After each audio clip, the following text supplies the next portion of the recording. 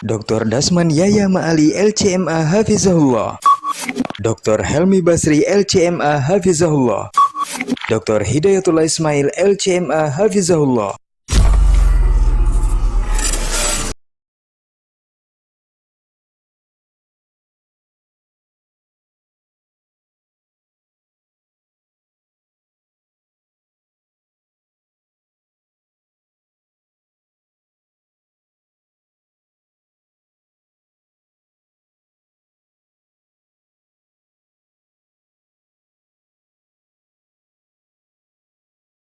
Bismillahirrahmanirrahim. Assalamualaikum warahmatullahi wabarakatuh.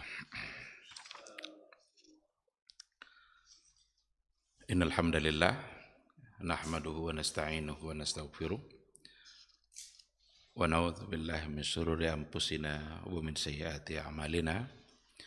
May yahdihillahu fala mudilla lahu wa may yudlilhu falan tajida lahu waliyyan mursyida. Asyhadu an la ilaha illallah wahdahu la syarika lah wa asyhadu anna Muhammadan abduhu wa rasuluh la nabiyya ba'dah. Ikhwati fillah, ma'asyiral hadirin wal hadirat, rahimani Allah wa iyyakum. Kembali kita bersyukur kepada Allah Subhanahu wa taala pada pagi yang penuh berkah ini. Alhamdulillah kita kembali diberikan oleh Allah Subhanahu wa taala nikmat bermajlis. Kenapa dikatakan majelis itu sebagai nikmat Allah? Karena menghadiri majelis ilmu membuat dosa-dosa kita bisa terhapus. Oleh karena itu, jangan pernah bosan untuk menghadiri majelis-majelis ilmu, karena sungguh di situ ada banyak kebaikan. Andaikan pun tidak ada ilmu yang kita dapatkan, seandainya duduk di majelis ilmu itu saja sudah membuat kita bisa mendapatkan rahmat dan keampunan dari Allah Subhanahu wa ta'ala. Tapi mudah-mudahan majelis ini bisa membuat kita semakin bertambah ilmunya, semakin paham dengan agama kita. Kalau kita sudah semakin paham dengan agama, tentu akan semakin sempurna pula pelaksanaan agama kita itu. Dan untuk itulah kita dihidupkan di dunia ini oleh Allah Subhanahu wa ta'ala. Kita harus tahu kewajiban-kewajiban kita apa, untuk apa kita hidup, siapa yang memberikan kita kehidupan, dan di mana akhir dari kehidupan kita itu. Ikhwati fillah, sama-sama kita juga harus bersalawat dan salam untuk Rasulullah sallallahu alaihi wasallam. Allahumma salli ala Muhammad wa ala ali Muhammad. Mudah-mudahan kita senantiasa bangga untuk berada di atas sunnah-sunnahnya, selalu berupaya untuk melaksanakan apapun yang telah beliau perintahkan, sekaligus untuk menjauhi apapun yang telah beliau larang. Dengan cara itu insya Allah bisa kita selamat dan bisa husnul khatimah. Untuk kemudian di akhirat kelak, mudah-mudahan kita semua bisa mendapatkan syafaat dari beliau. Amin, amin ya rabbal alamin. Ma'asyiral hadirin wal hadirat, rahimani Allahu wa iyyakum. Kembali pada pagi ini kita akan melanjutkan kajian tauhid kita atau kajian akidah kita. Kita akan melanjutkan kembali maksud dari makna syahadat anna Muhammadar Rasulullah. Setelah kita menyelesaikan apa maksud dari syahadat la ilaha illallah, maka pindah kita pada penggalan yang kedua dari syahadatain, asyhadu anna Muhammadar Rasulullah. Seperti yang sudah kita awali penjelasannya pada pertemuan yang sebelumnya, ada 4 maksud dari syahadat anna Muhammadar Rasulullah. Yang pertama, ta'atuhu fima amar. Kita mentaatinya pada setiap apa yang telah dia perintahkan. Wa tasdiquhu fima akhbar. Dan kita meyakini dan membenarkan pada semua yang telah beliau sampaikan. Wajtinabu ma naha anhu wa zajar. Dan yang ketiga, menjauhi apa saja yang telah beliau cegah dan telah beliau larang. Sedangkan yang keempat, wa alla yu'badallahu illa bima syara. Dan bahwa kita tidak boleh menyembah Allah, Allah itu tidak boleh disembah illa bima syara, kecuali dengan apa yang telah Ia syariatkan. Artinya cara penyembahan kita, cara ibadah kita enggak boleh kita lakukan illa bima syara, kecuali apa yang telah Ia syariatkan. Ini 4 hal dan kita sudah memberikan penjelasan pada poin yang pertama. Yang pertama, alhamdulillah sudah selesai. Ta'atuhu fima amar. Kita mesti mentaatinya pada perkara-perkara yang telah Dia perintahkan. Asal datang perintahnya dari Rasul, maka tugas kita adalah untuk mentaati. Mentaati Rasul sama halnya dengan mentaati Allah Subhanahu wa ta'ala. Sesuai dengan apa yang dikatakan oleh Allah dalam Al-Quran, may yuti'ir rasula faqad ata'allah. Barang siapa yang telah mentaati Rasul, maka sungguh dia telah mentaati Allah. Itu ada dalam surat An-Nisa ayat 80. Wa ma arsalna min rasulin illa liyuta'a biiznillah. Tidaklah kami utus seorang rasul pun illa liyuta'a, kecuali rasul yang diutus itu untuk ditaati. Jadi tidaklah kami utus seorang rasul, kata Allah, kecuali untuk ditaati biiznillah, dengan izin Allah. Maka ketaatan yang kita berikan kepada rasul kita, itu Allah yang mengizinkan kita untuk taat. Maka seringlah berdoa kepada Allah agar kita tetap taat. Bukan semata-mata karena kekuatan kita, karena Allah yang memberikan kekuatan. Bukan semata-mata karena kehendak kita, karena Allah lah yang menghendaki memberikan kehendak itu kepada kita. Karena tidak ada satupun yang terjadi, yang kita lakukan dalam kehidupan kita, kecuali semua itu adalah atas kehendak Allah, keinginan Allah. Itulah bentuk dari kekuasaan mutlak yang ada pada Allah untuk atau dalam kehidupan kita ini. Kita tidak bisa berbuat apa-apa. Kita hadir di majelis ilmu pada pagi ini, Allah yang menghendaki. Kalaulah Allah tidak menghendaki, ada aja caranya. Baru selesai sholat, bunyi-bunyi perutnya, pulang. Padahal dia mau duduk di majelis ilmu. Pas dia mau datang ke majelis ilmu, ada aja alasan-alasan. Kalau Allah tidak menghendaki. Dan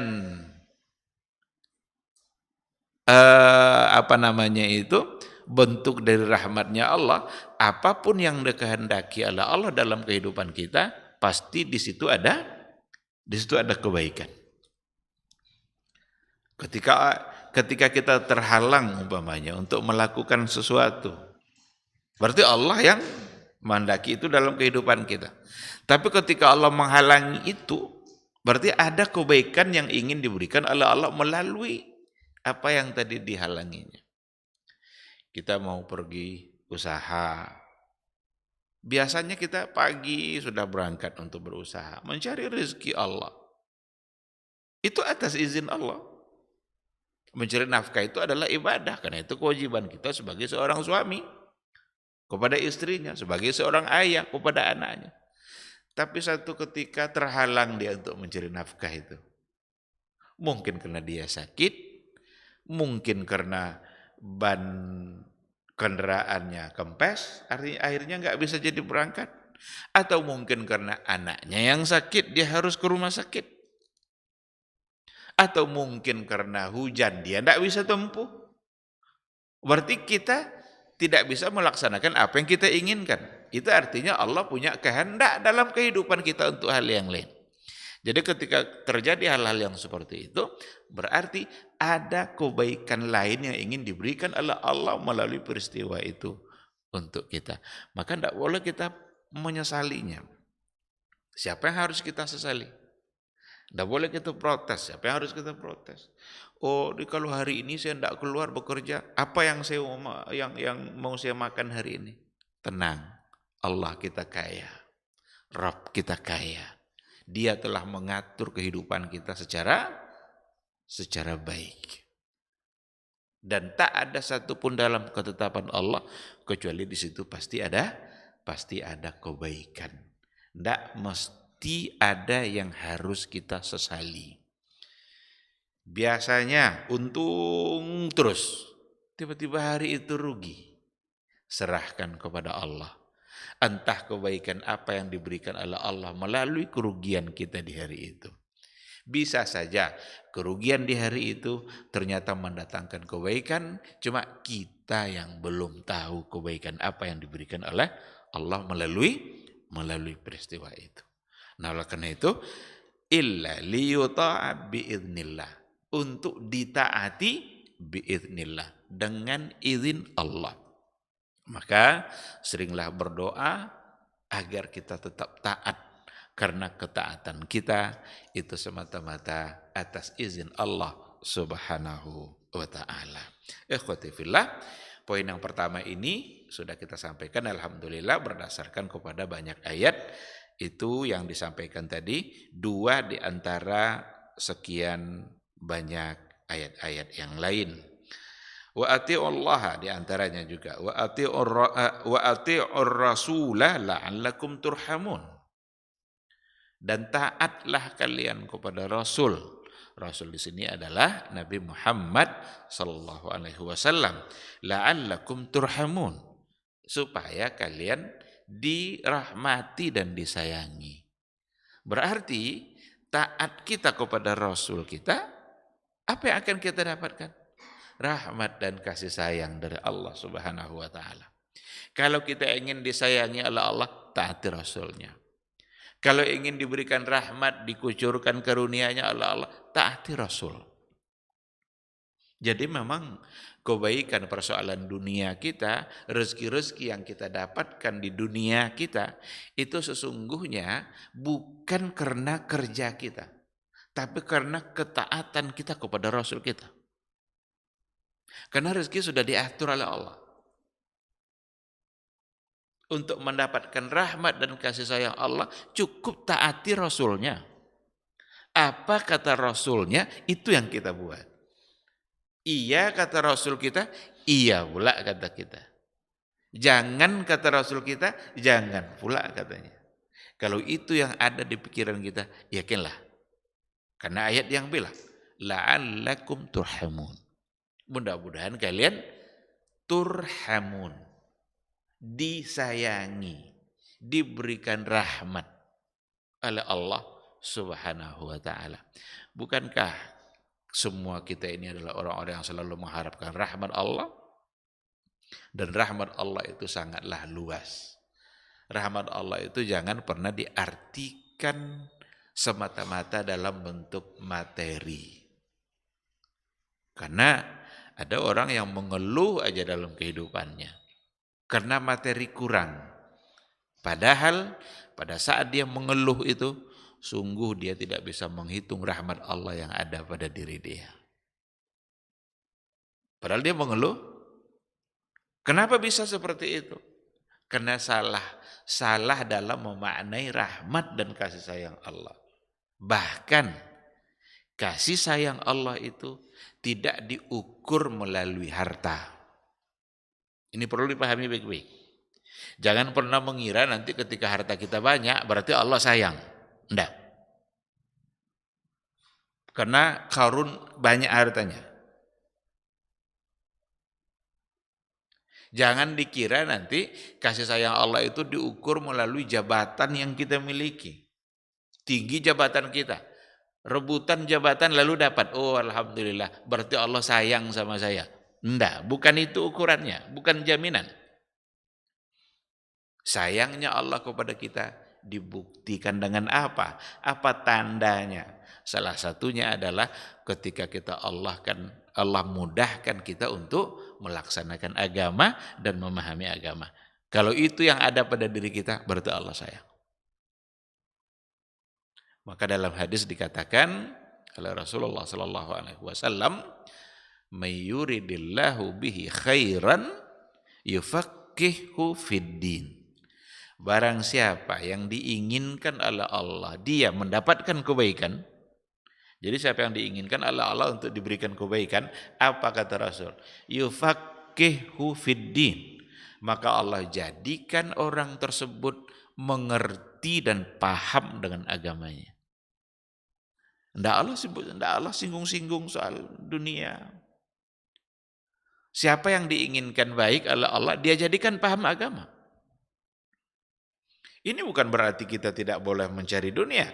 Penting, bahkan harus. Karena itu juga perintah dari agama. Tapi sekali lagi, ukuran bahwa Allah mencintai kita bukan pada dunia. Tapi ukurannya adalah pada akhirat. Pada keperluan-keperluan akhirat kita. Kalau seandainya cinta Allah diukur melalui jabatan, berarti Fir'aun lah orang yang paling dicintai Allah. Qarun lah orang yang paling dicintai Allah. Kalau seandainya diukur melalui harta. Tetapi yang paling dicintai oleh Allah adalah yang pertama tentu Rasulnya. Rasulullah Sallallahu Alaihi Wasallam. Karena dia yang paling mengerti dengan syariat Allah, dengan agama Allah. Karena dia yang paling mengerti, maka dia juga lah yang harus kita taati.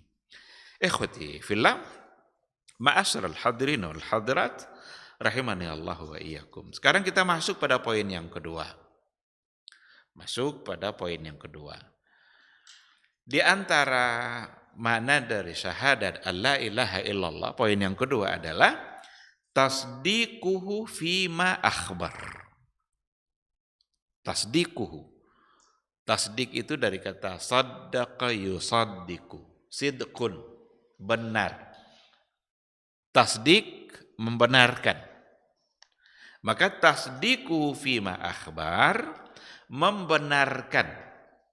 Jangan didustai. Karena sidqun itu lawannya adalah kadzib. Membenarkan fima akhbar, pada setiap perkara yang telah beliau sampaikan. Apa saja yang telah dikhabarkan oleh Rasulullah, yang telah disampaikan oleh Rasulullah Sallallahu Alaihi Wasallam, maka kita berkewajiban untuk membenarkannya, meyakininya. Jangan dianggap itu sebagai satu kebohongan. Jangan ditolak apa yang telah disampaikan oleh Rasulullah Sallallahu Alaihi Wasallam, atau jangan dirubah-rubah kepada makna lain yang ternyata Rasul tidak menyampaikan seperti itu.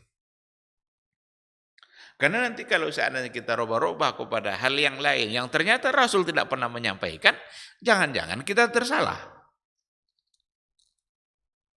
Jadi kita percaya, kita benarkan.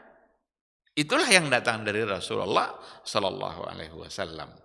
Li'anna Rasulullah sallallahu alaihi wasallam, karena sesungguhnya Rasulullah sallallahu alaihi wasallam itu akhbara an umurin katsira ghaibah. Rasul itu telah menyampaikan banyak hal an umurin katsira, tentang banyak perkara, dan perkara-perkara itu banyak diantaranya hal-hal yang gaib. Karena kita kalau sudah bicara iman, itu kecenderungannya memang pada hal-hal yang gaib. Karena dia gaib, maka perlu dipercaya. Yang gaib bukan untuk diakali. Karena tidak semua perkara dalam agama nanti yang bisa kita akal-akali. Seandainya semua perkara dalam agama bisa diakali, tak perlu ada kata iman. Adanya kata iman itu benar-benar ujian bagi hati kita. Bukan semuanya untuk diakal-akali. Bukankah dulu orang-orang Quraisy dulu menolak beriman kepada Allah karena mereka akali?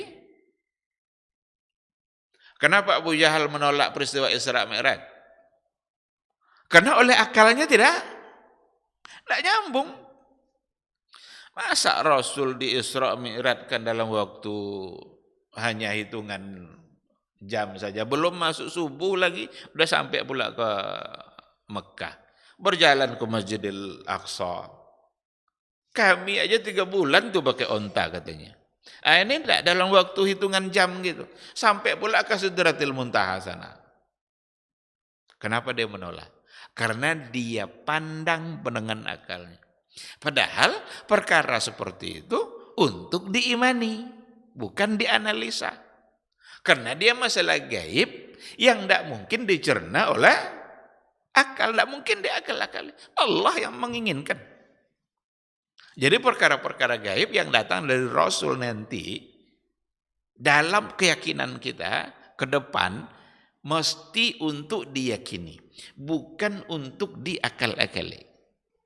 Karena akan banyak nanti kelompok-kelompok yang mencoba untuk mengukur pakai akalnya, lalu dia rubah maknanya, oh berarti ini tidak begini nih, tidak mungkin ini. Padahal Nabi nggak pernah bilang tidak mungkin.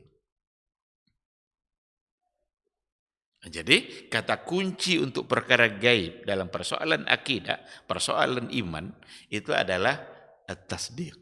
Diyakini, dibenarkan. Memang begitu kok Rasul yang bilang. Cuma Al-Quran juga memberikan kata kunci untuk persoalan-persoalan iman yang hubungannya sama Allah, sama sifatnya, sama namanya.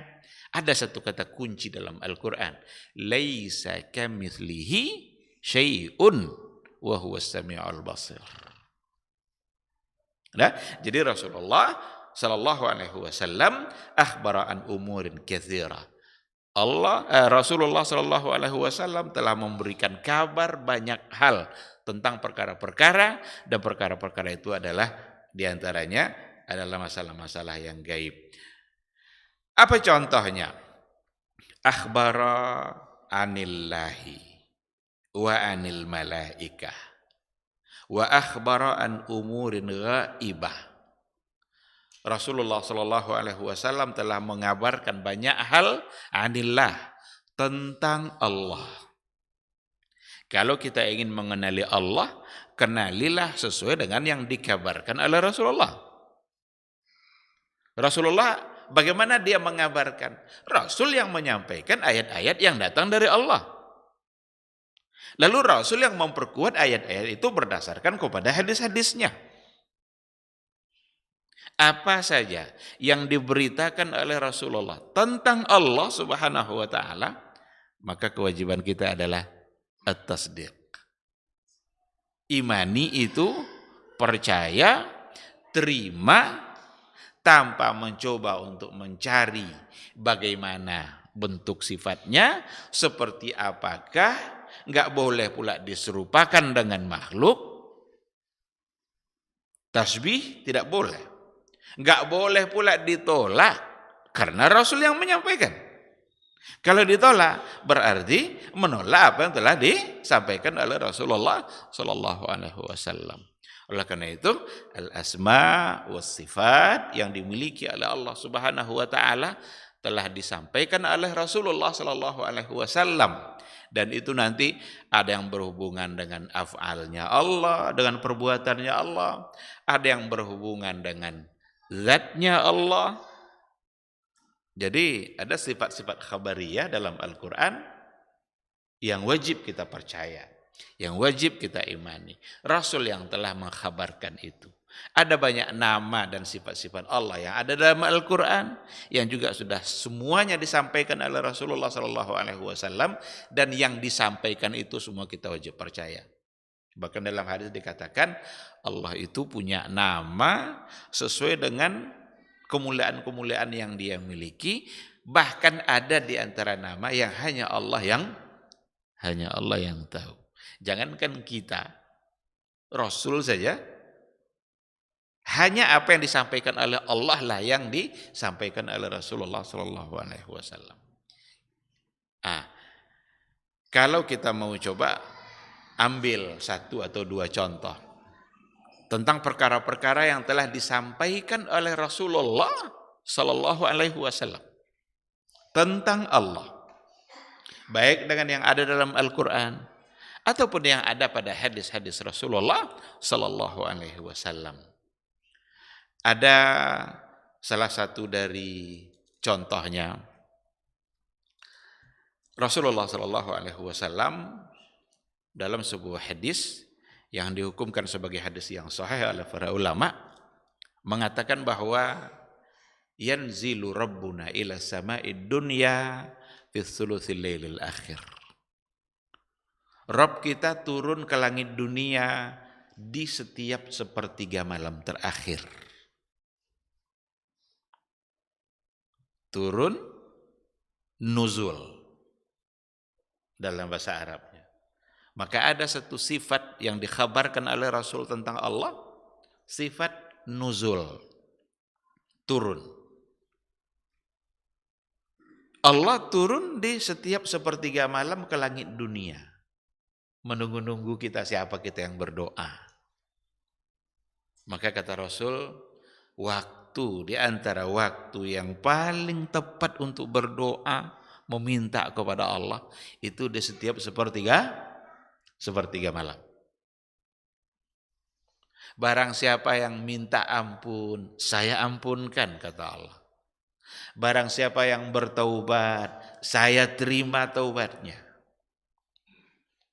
Barang siapa yang minta makan, saya kasih makan.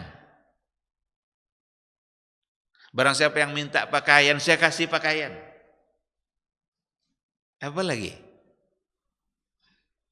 Rasul sudah menyampaikan, Allah, Rabb kita turun ke langit dunia di setiap sepertiga malam. Maka ulama-ulama salaf, mulai dari Rasul dan para sahabat, mengisbatkan kepada Allah sifatun nuzul. Sifat nuzul. Kenapa mereka isbatkan kepada Allah? Karena Rasul yang menyampaikan.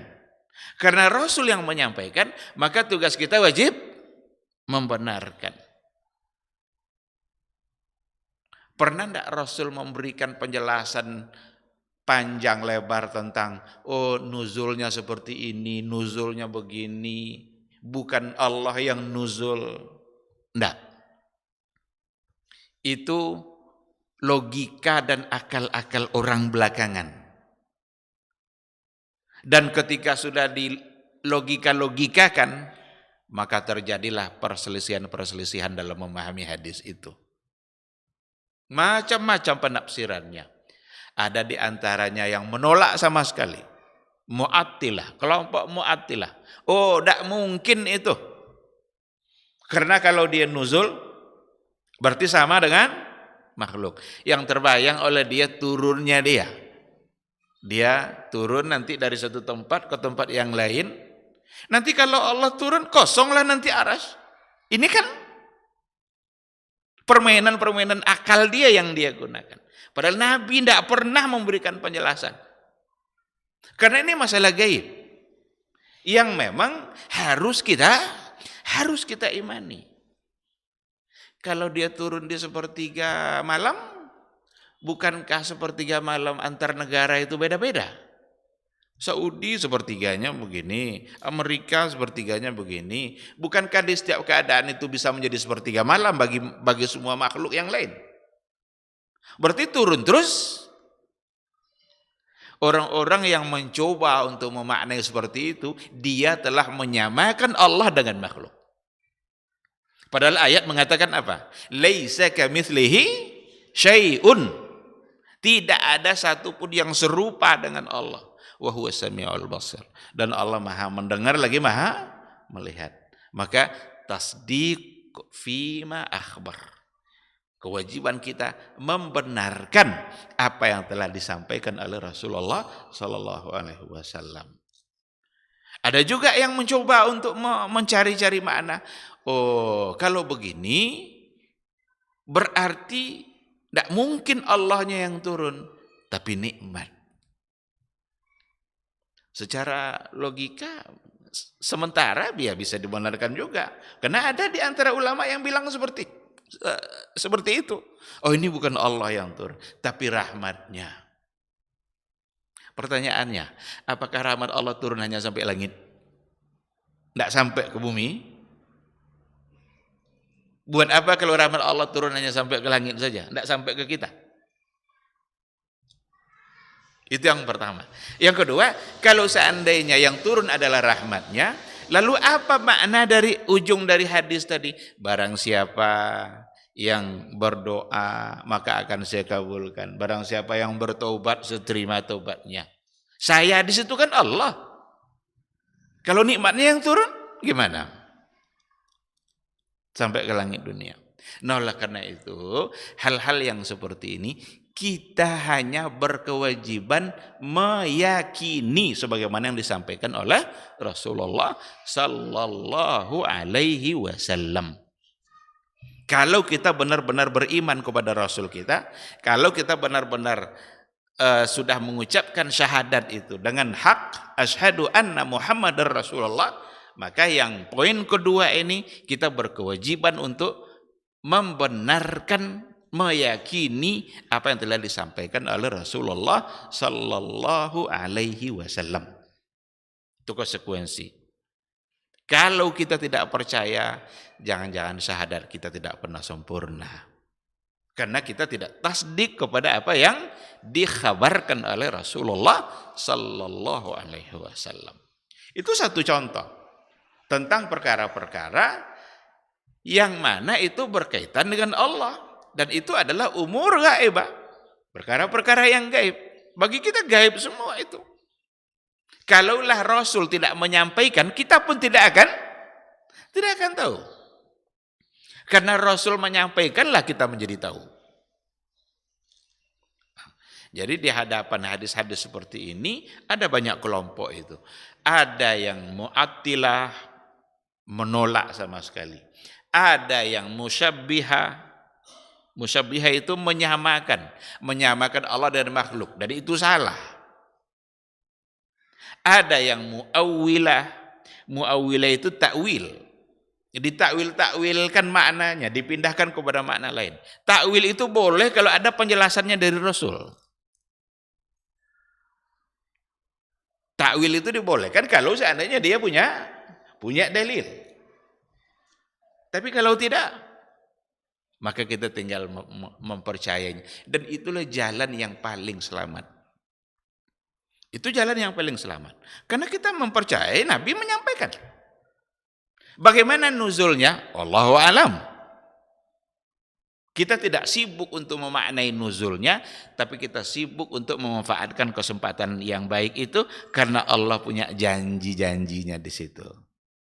Maka jangan sibuk berdebat, jangan sibuk mencari makna nuzul, tapi sibuklah untuk memanfaatkan waktu yang memang itu adalah waktu yang terbaik.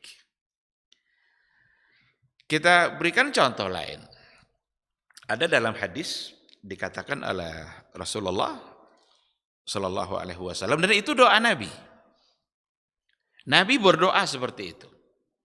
Apa doa Rasul? Allahumma inni as'aluka ladzatan nazari ila wajhikal karim. Ya Allah, aku memohon kepadamu ya Allah, agar di akhirat kelak diberikan kenikmatan ladzatan nazar, nikmatnya melihat, ila wajhikal karim, kepada wajahmu yang mulia. Ini doa Nabi. Ingin tak kita di akhirat kelak melihat kepada wajah Allah? Itu adalah nikmat yang terbesar, bahkan mengalahkan nikmat-nikmat surga yang lain. Dan itu hanya ada bagi orang-orang beriman. Hanya untuk yang beriman. Maka dalam surat Al-Qiyamah dikatakan oleh Allah, wujuhun yawma idzin nadirah Pada hari itu wajah orang-orang beriman berseri-seri. Ila rabbiha nazirah. Kenapa wajah mereka berseri-seri? Ila rabbiha nazirah. Kepada Rabbnya dia bisa melihat langsung. Itu kenikmatan hanya untuk orang beriman. Yang tidak beriman kepada Allah mustahil akan mendapatkan nikmat itu. Kalau ingin mendapatkannya, berimanlah kepada Allah. Percaya kepada Dia. Nabi pun berdoa, saya memohon ya Allah, berikan saya lezatan nazar. Lezatnya, lezat itu bahasa Arab itu. Yang sudah jadi bahasa kita. Nikmatnya melihat ila wajhikal karim, kepada wajahmu yang mulia. Berarti hadis Nabi ini mengkhabarkan kepada kita satu sifat zat yang dimiliki oleh Allah, yaitu wajah. Nanti akan banyak yang mencoba menganalisa. Kalau sudah tidak membenarkan lagi, kalau sudah tidak menerima lagi apa yang disampaikan, mulai menganalisa. Ini wajah, ini tidak wajah nih. Wajah itu artinya adalah kerajaan. Karena tidak mungkin Allah punya wajah. Pernah tidak Nabi menyampaikan bahwa wajah itu artinya kerajaan? Kalau ada, itu pula yang akan diyakini oleh para sahabat. Dicoba untuk dipalingkan maknanya, dikarenakan oleh analisa-analisa logika dan akal mereka yang seolah-olah kalau dikatakan wajah maka sama dengan makhluk. Ini logika mereka. Ada pula sebagian yang memang mengartikan wajah dan menyamakan pula dengan wajah makhluk. Maka musyabbihah. Berarti dia menyerupakan Allah dengan makhluk, khalik dan makhluk. Padahal ada satu kata kunci yang harus kita pegang betul. Pegang baik-baik. Ini kata kunci untuk mengimani semua yang ada pada Allah. Laisa kamitslihi syai'un wa huwas samiul basir. Karena Nabi yang mengisbatkan sifat wajah itu, kita percaya dan kita yakini, tetapi kembali kepada ayat tadi. Laisa kamitslihi syai'un. Allah tidak serupa dengan satu apapun. Berarti wajah Allah tak serupa dengan wajah apapun. Tapi dia punya wajah. Iya, karena Nabi yang mengiyakan. Jadi yang salah itu bukan mengimani bahwa dia punya wajah. Tapi yang salah itu adalah ketika dia yakini bahwa dia serupa dengan makhluk. At-tasdiq fima akhbar.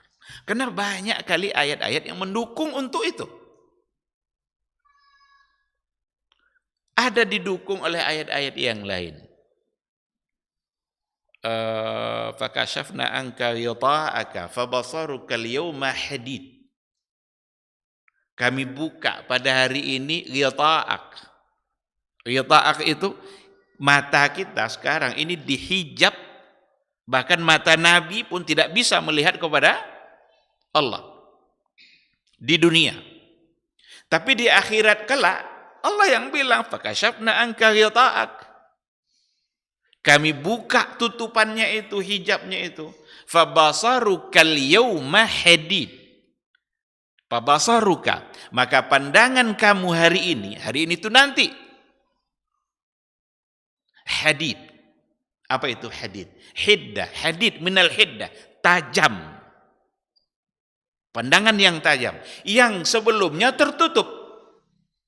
Lalu dibuka oleh Allah, maka bisalah kita melihat kepada wajahnya Allah Subhanahu wa ta'ala. Kalau tidak bisa dilihat, tidak mungkin Nabi berdoa.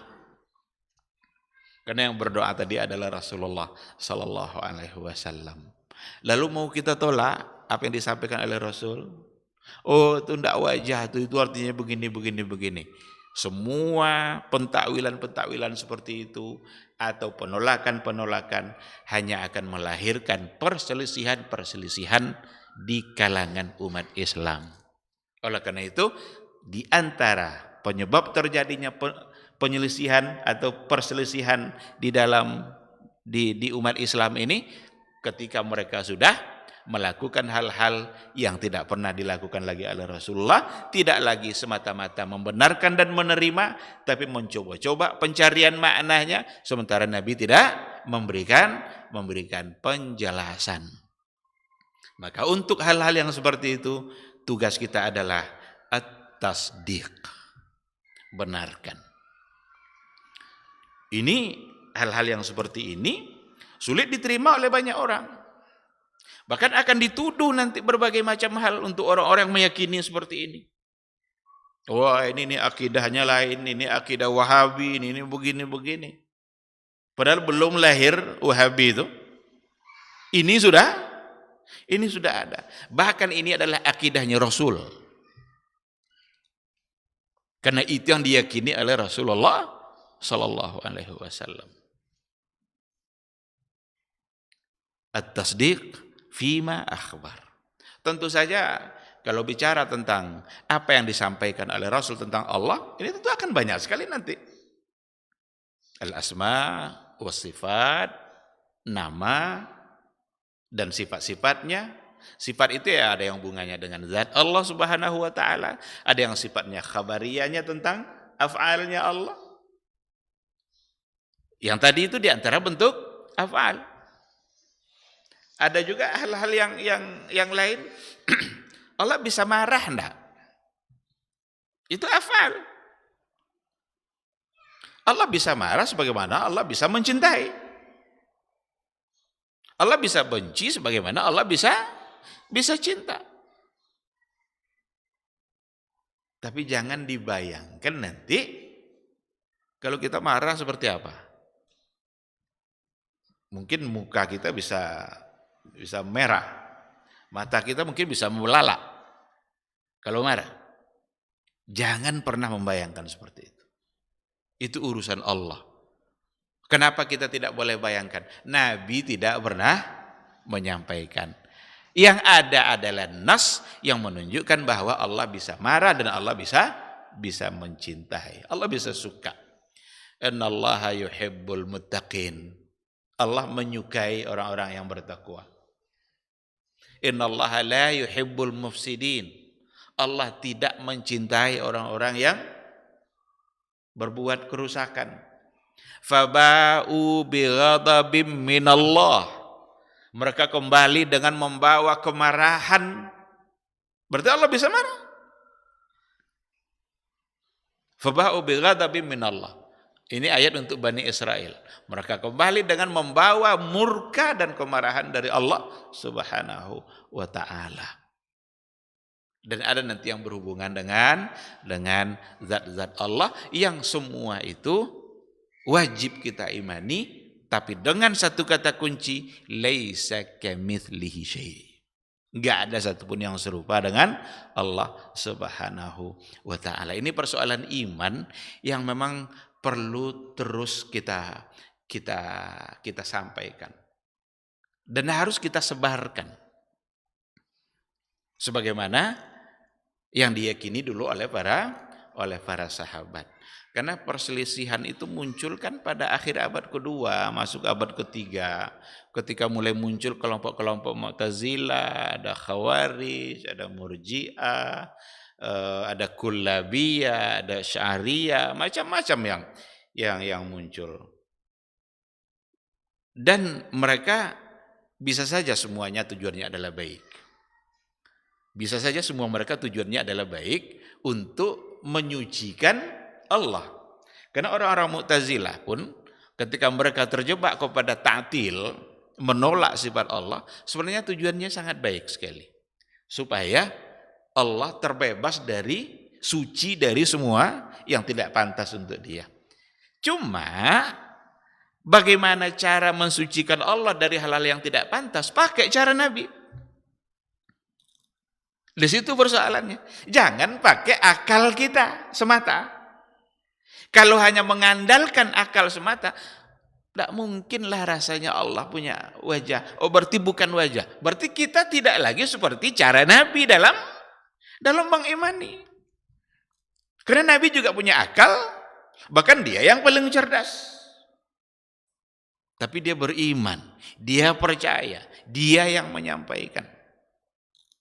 Karena Allah yang meminta untuk disampaikan seperti itu. Apa yang datang dalam Al-Quran, datang dari Allah, disampaikan oleh Rasulullah Sallallahu Alaihi Wasallam. Ketika dikatakan Ar-Rahmanu 'alal 'arsy istawa, Allah bersemayam di atas aras. Pernah tidak Nabi memberikan penjelasan rinci tentang istawanya Allah? Tidak. Nabi percaya dan sahabat ketika mendengarkan dari Nabi mereka semua beriman. Datanglah kelompok-kelompok belakangan yang mencoba untuk mencari-cari makna karena ingin membebaskan Allah dari penyerupaan terhadap makhluk, tapi makna yang diberikan ternyata juga masih menyamakan Allah dengan makhluk. Apa contohnya? Ini bukan istawa dalam artian bersemayam, dalam artian berada di atas. Bukan itu artinya, tapi artinya adalah istaula oleh sebagian. Apa itu istaula? Istaula itu menguasai. Mereka pindahkan makna istawa agar tidak serupa dengan makhluk. Karena istawa itu berarti makhluk. Pindah kepada istaula. Artinya apa? Menguasai. Sekarang makhluk punya sifat menguasai enggak? Menguasai enggak? Berarti sama aja.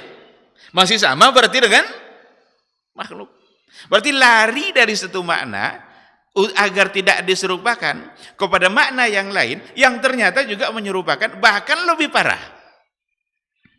Mereka berdalilkan kepada satu syair, istawa Bishr alal Iraqi. Ada Bishr namanya yang istawa ala Irak, yang menguasai Irak. Dulu tidak dikuasai oleh Bishr, lalu setelah itu dia kuasai Irak itu. Istaula dipindahkan kepada makna istaula. Padahal istaula di situ lebih parah maknanya. Karena istaula itu adalah menguasai sesuatu setelah sebelumnya dia tidak kuasai dan dia berhasil merebutnya lalu ia kuasai, itu istaula namanya.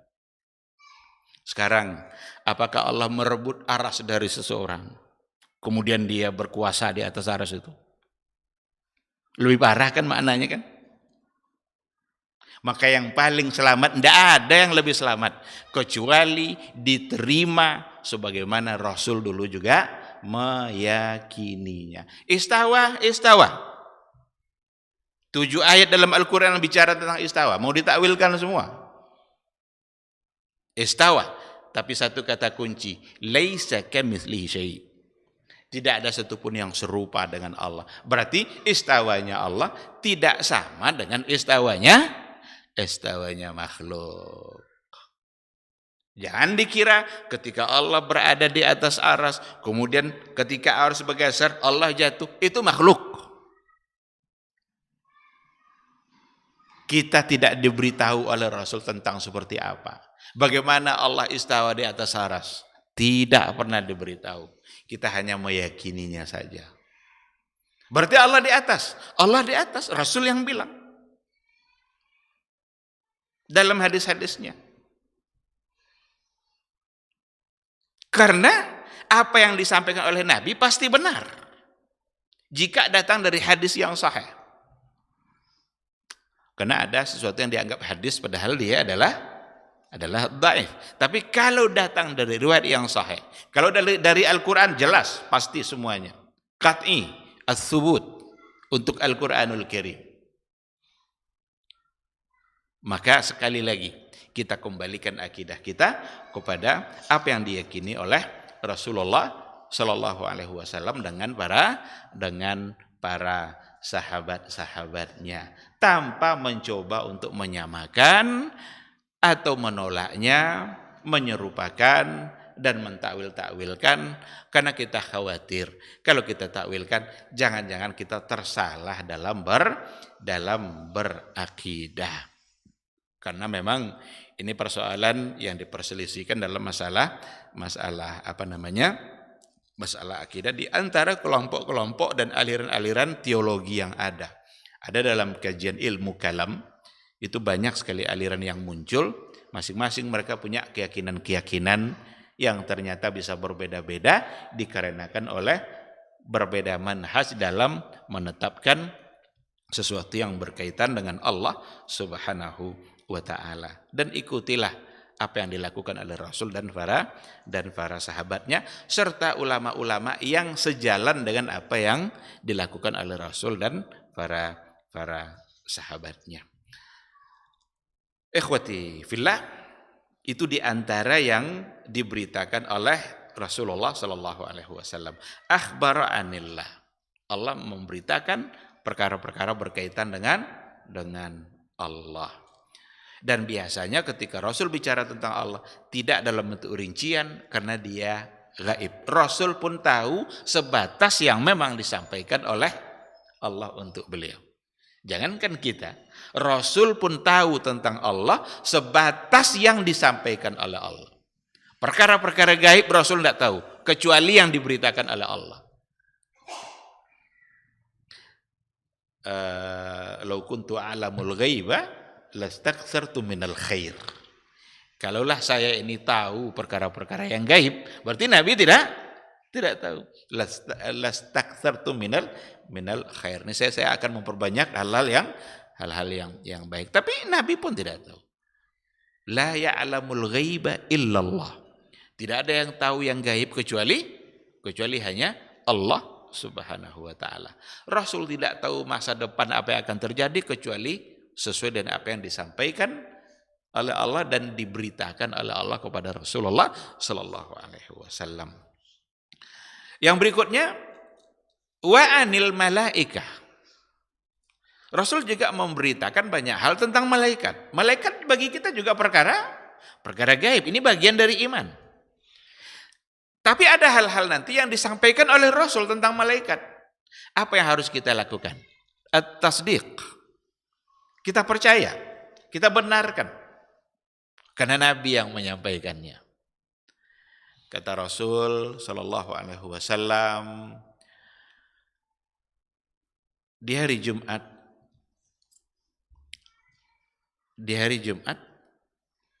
ada malaikat yang akan mencatat siapa yang masuk pertama, siapa yang masuk kedua, ketiga. Apabila khatib sudah naik mimbar, maka malaikat menutup buku catatannya. Percaya enggak kita ini ada malaikat setiap hari Jumat itu? Wajib percaya, karena Nabi yang menyampaikan. Jangan cari-cari nanti masuk masjid tengok, enggak ada malaikat. Karena dia perkara gaib. Karena Nabi yang menyampaikan kita percaya. Seandainya Nabi tidak menyampaikan itu, kita tidak akan tahu. Yang selain kita percaya, berarti kita berupaya untuk menyegerakan berangkatnya. Agar kita masuk dalam catatan. Karena nanti ketika khatib naik mimbar, malaikat juga menutup catatannya dan dia ikut untuk mendengarkan. Ada hadis orang-orang yang mengaminkan imam pada sholat berjamaah. Jika aminnya itu bersamaan dengan para malaikat, maka dia mendapatkan keampunan dari Allah. Berarti ada malaikat yang ikut mengaminkan. Waladdallin, kata imam. Amin. Ternyata ada malaikat yang juga ikut mengaminkan. Kita wajib percaya karena Rasul yang menyampaikan. Kata Rasul juga dalam setiap pagi hari itu ada diutus oleh Allah 2 malaikat. Dia mencari-cari 2 orang pula. Yang pertama yang dicari adalah siapa yang menginfakkan hartanya di waktu pagi itu. Dan bagi yang menginfakkan hartanya, malaikat akan berdoa, Allahumma a'ti munfiqan khalafa. Ya Allah, berikanlah ganti untuk dia yang menginfakkan hartanya ini. Itu kata malaikat pertama. Malaikat yang kedua nyari-nyari pula orang yang tidak mau mengeluarkan. Lalu ia berdoa pula, Allahumma a'ti mumsikan talafa. Ya Allah, berikanlah kehancuran bagi harta orang-orang yang tidak mau menginfakkan hartanya ini. Berarti ada dua malaikat yang terus diutus setiap pagi mencari-cari siapa yang memberi, siapa yang tidak memberi. Percaya enggak kita ini? Tugas kita bukan untuk memperdebatkan siapa malaikatnya, siapa namanya, mana tempatnya, enggak. Tugas kita adalah memanfaatkan peluang yang diberikan oleh Allah itu untuk dilaksanakan agar mendapatkan doa dari malaikat.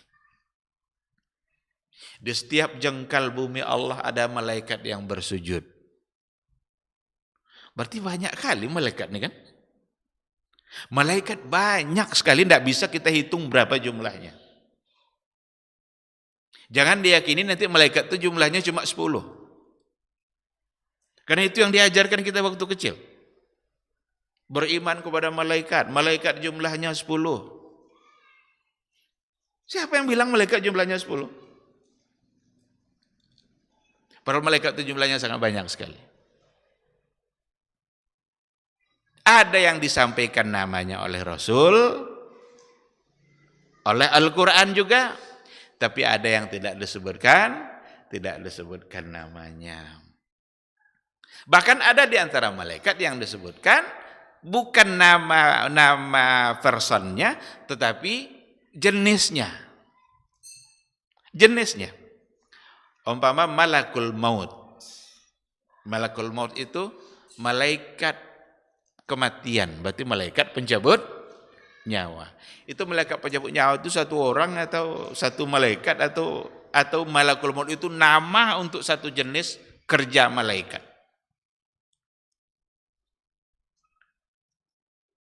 Nah, karena ini adalah persoalan gaib, persoalan iman, kita percaya aja, yakin. Kalau Jibril jelas itu satu.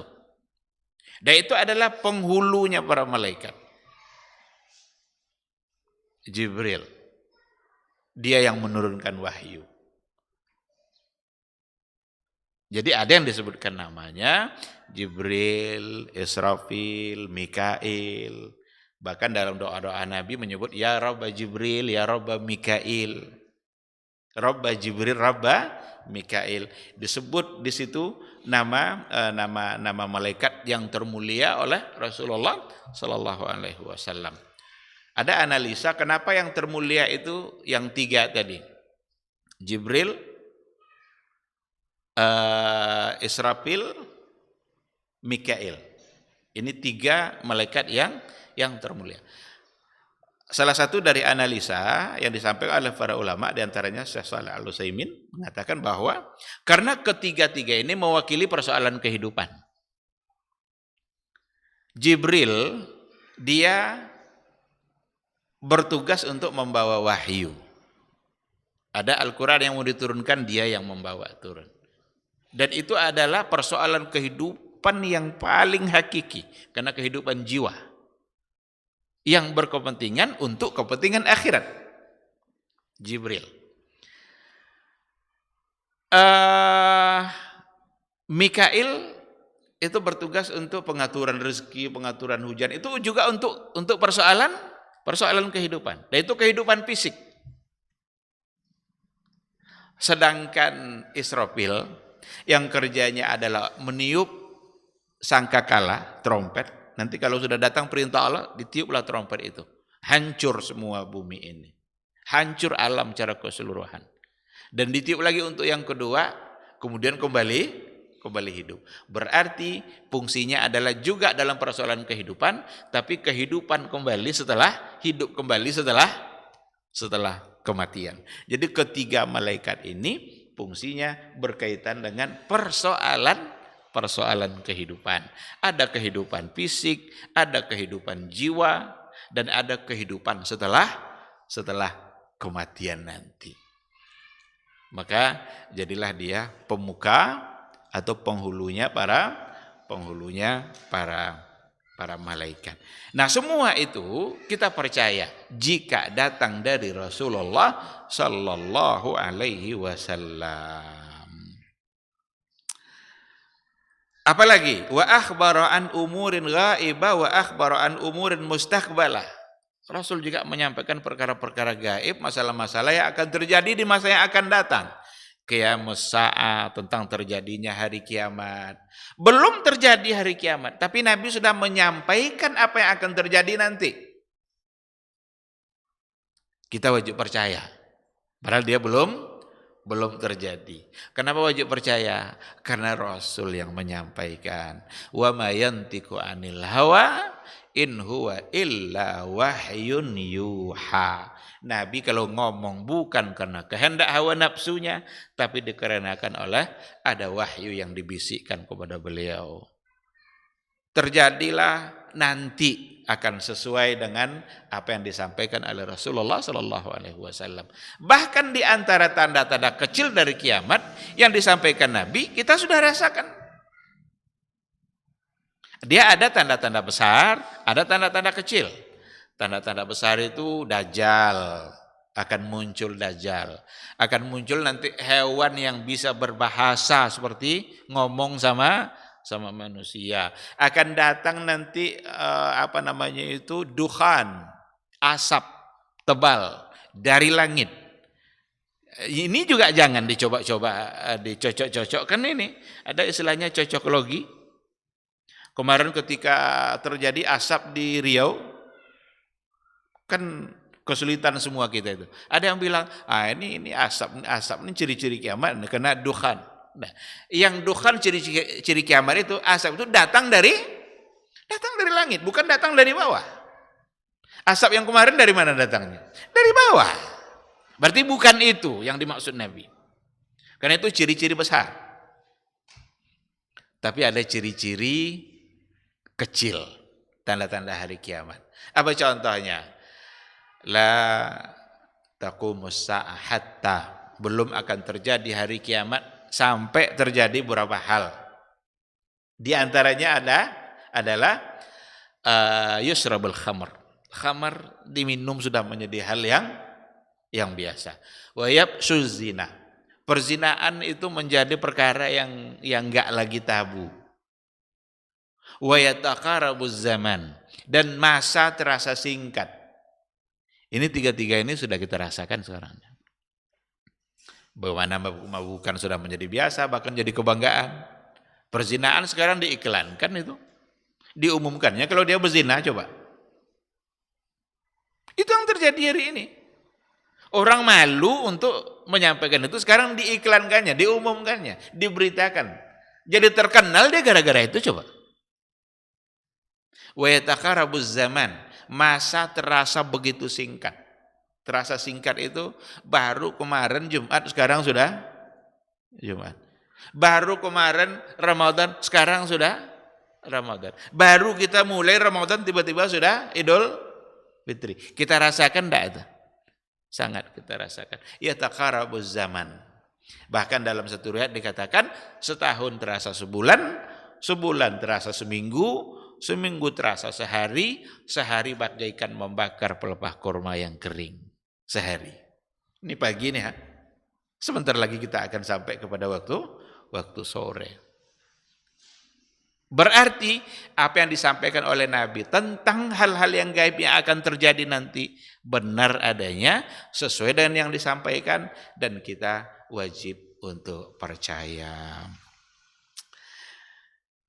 Nabi juga menyampaikan berita-berita umat yang terdahulu, itu juga wajib dipercayai. Jadi bukan yang akan datang saja, tapi yang telah berlalu.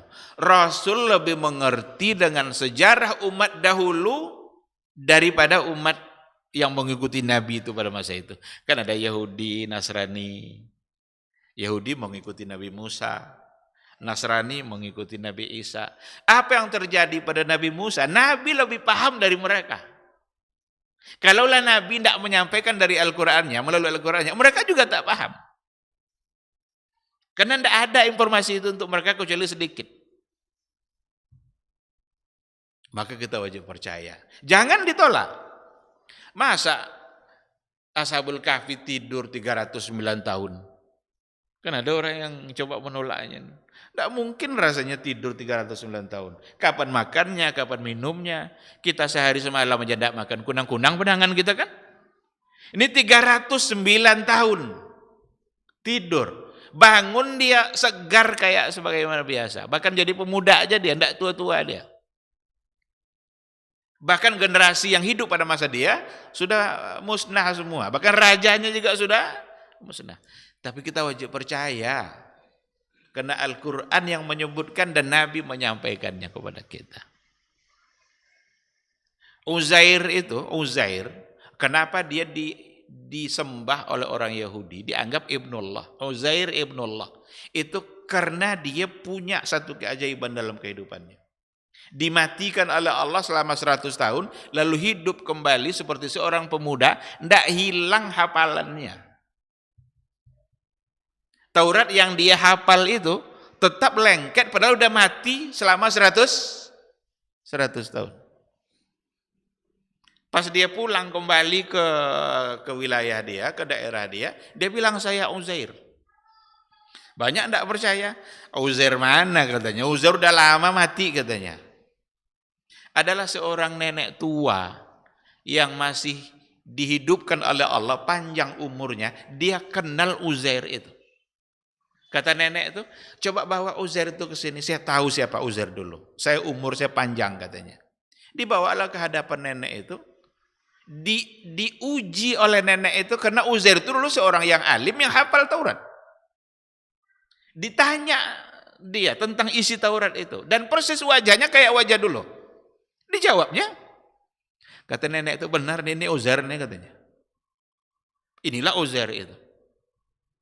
Ketika itulah orang Yahudi menganggap, oh berarti ini adalah anak Allah. Karena dia punya kelebihan.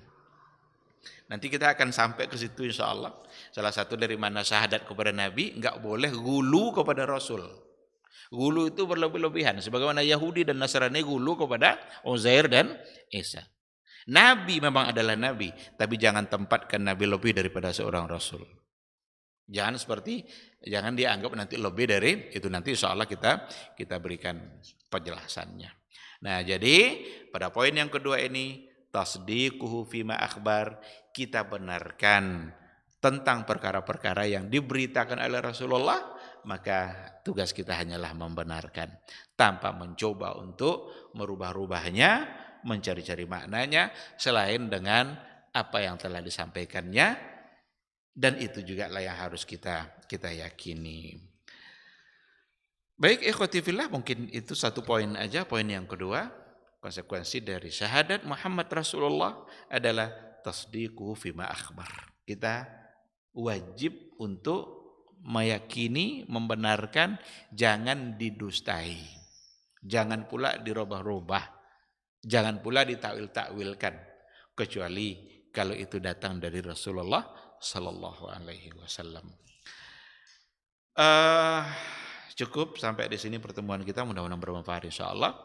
Kita sambung besok subuh insyaallah.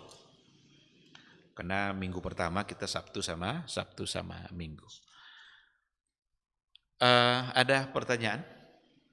Kalau tidak kita tutup, sudah banyak ngambil waktu kayaknya. Ada? Baik, kalau tidak ada barangkali cukup. Semoga majelis ini diridhai oleh Allah Subhanahu wa taala dan semoga kita selalu dibimbing untuk mendapatkan dan menjalankan al-haq yang datang dari Rasulullah sallallahu alaihi wasallam. Subhanakallahumma bihamdika asyhadu an la ilaha illa anta astaghfiruka wa atubu ilaik. Wassalamualaikum warahmatullahi wabarakatuh.